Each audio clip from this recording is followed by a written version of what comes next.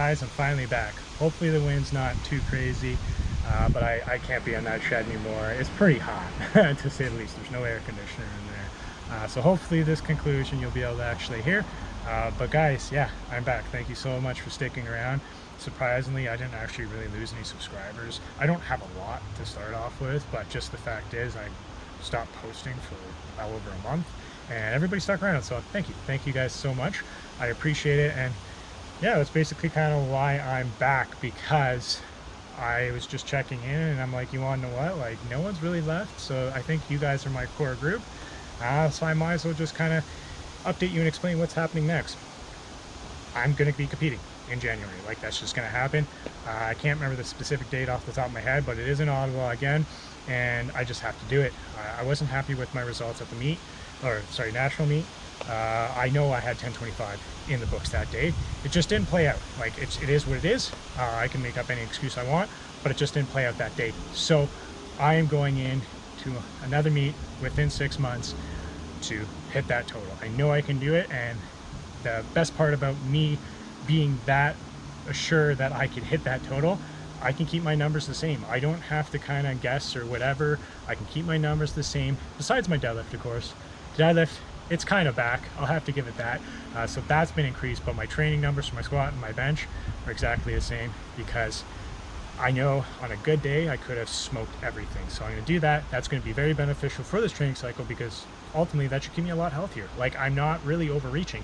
I'm just putting in the work, staying healthy, so I can hit those numbers that I should have hit that day. So that's what I plan on doing moving forward. And then, as mentioned in my last video, my training cycle has changed up a bit. Last time I was a little bit more of like linear block style.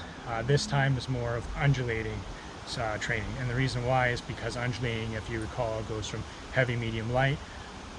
I think that's going to be a nice variety of stimulus at different intensities, so ultimately I will be able to like gauge my strength better, and I'll be able to actually stay healthier. Because like with me, and which I mentioned in the past, even though I keep going back to linear is pretty rough on me.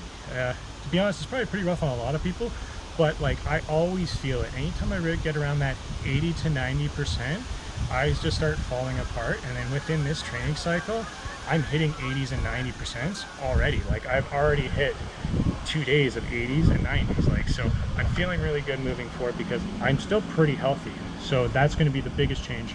Well, actually, to be completely fair, the biggest change is something that I implemented today, and that is going to be my actual training week. So normally, for years, like religiously, I've always done squat day, bench day, deadlift day. That's how it always had to play out.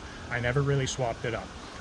Now, today is my deadlift day. So it went squat day, deadlift day, and bench day. And the reason why I wanted to do that is because no matter how I lay the week out, I always end up training on one of my nights that I work shift work.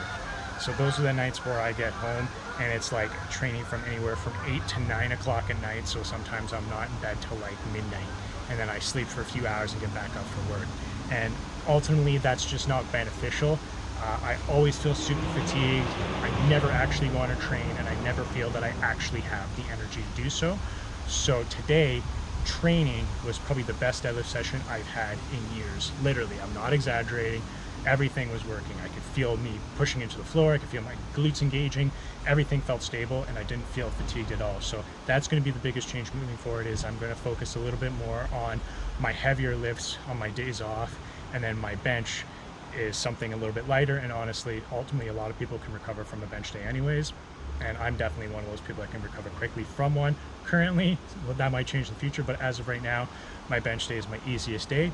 So moving forward, that's how training is going to be. But guys, thank you so much for checking out this video. Hopefully it wasn't a lot of gibberish. I tried to keep it short, but the reality is it's been a while since I gave you an actual firm update, so I wanted to make sure that I shared all the details before moving forward into these next training logs. But yes, once again, thank you so much. So do me that favor, go down below, drop me some comments. I'd love to hear what you have to say. And then once you've done that, please hit the like, share, and subscribe to spread that love, and I'll see you next time.